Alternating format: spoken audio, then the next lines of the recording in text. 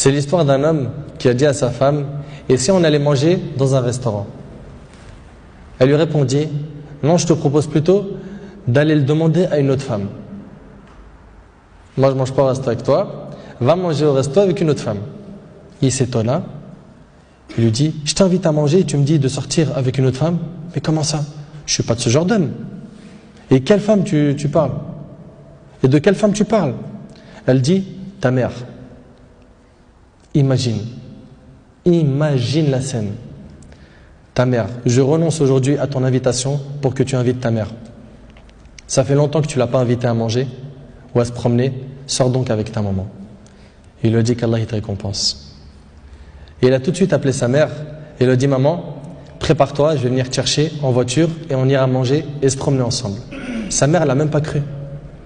Sa mère ne l'a pas cru. Elle lui a dit: c'est vrai? Il lui dit: oui, par Allah.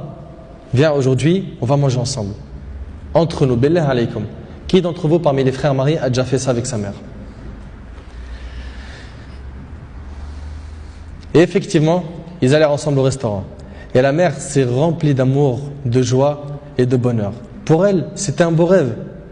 Peu lui importe la nourriture ou l'endroit où elle était, c'est-à-dire même manger par terre ou sur le trottoir ou dans la rue, le plus important c'est qu'elle était avec son fils et que son fils était bienfaisant envers elle.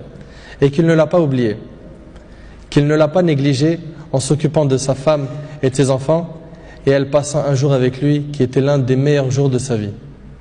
Elle lui dit au retour, l'homme dit à sa mère au retour: maman, t'es contente? La sortie t'a plu? Elle dit: oui, wallahi, c'était masha'Allah. Elle dit: oui, qu'Allah te récompense. Il répondit: Inch'Allah, je le referai. Elle dit: non, Inch'Allah, la prochaine fois, l'invitation viendra de moi. Il lui dit: Inch'Allah. Et des semaines et des mois passèrent, le frère a été occupé, puis sa mère tomba malade et mourra. Qu'Allah lui fasse miséricorde. Son fils était très triste. Et quelques jours plus tard, il reçut une invitation au restaurant pour lui et une autre personne, et cette invitation était déjà payée. Étonné, il se demanda de qui vient cette invitation déjà payée. Il est parti alors avec son épouse au même endroit où il avait mangé avec sa mère, et là une lettre l'attendait de la part de sa mère. Il y avait écrit: mon cher fils, qu'Allah te récompense, je t'avais promis de t'inviter au même endroit pour manger, mais tu étais souvent occupé. Et maintenant je tiens ma promesse et je t'invite avec ta chère épouse, et je t'invite avec ta chère épouse, qu'Allah vous récompense.